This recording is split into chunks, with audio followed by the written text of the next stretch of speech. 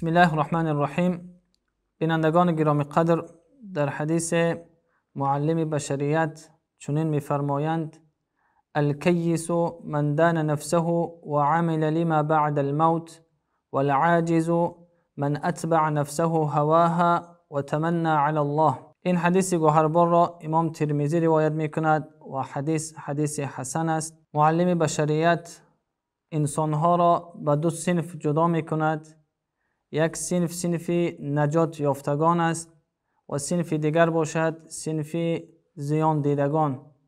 در صنف اول چنین می‌فرماید که انسان عاقل و هوشمند نفر است که خود را محاسبه می‌کند و عمل می‌کند برای روز رستاخیز. این چه معنا را دارد دوستان گرامی قدر؟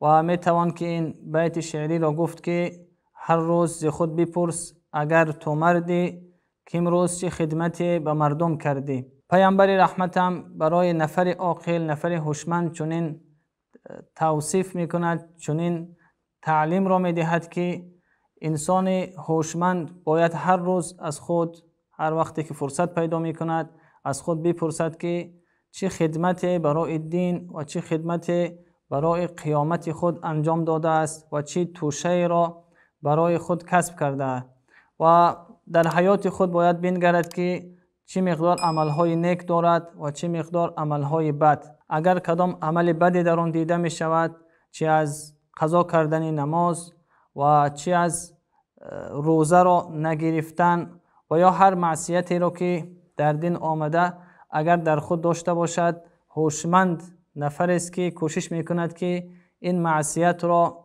این گناهان را از خود دور بسازد. و در قسم دوم ببینیم که پیامبر رحمت زیان دیده ها را چی می نامد و می گوید زیان دیدگان نفران هستند. انسان ناتوان و عاجز شخص است که پیرو از هوا و هوس خود گشته، پیرو از شهوت خود گشته و بر ذمه این باز هم امید دارد که خداوند او را جنت داخل می کند.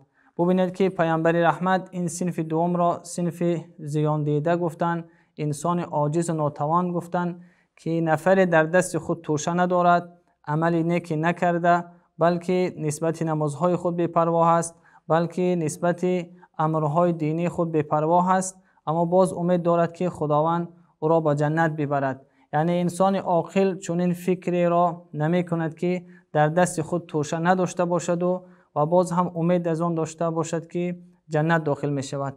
یا بعضی کلمه هایی که در خود ما وجود دارد که میگویند خداوند رحیم و رحمان است، بخشنده و مهربان است و عمل زیاد ندارند، بلکه نفرانی که حتی نماز نمیگذارند و در معصیت دوچار گشته‌اند، اما باز میگویند که خداوند بخشنده است. و پیامبر رحمت به ما این تعلیم را میدهد که نباید ما چنین باشیم، بلکه هوشمندی ما آنجاست که هر عمل نیکی را که از خود دیدیم به خداوند شکر کنیم و اگر عملی بدی در ما هست کوشش کنیم که او را از خود دور کنیم و به سوی خداوند توبه کنیم.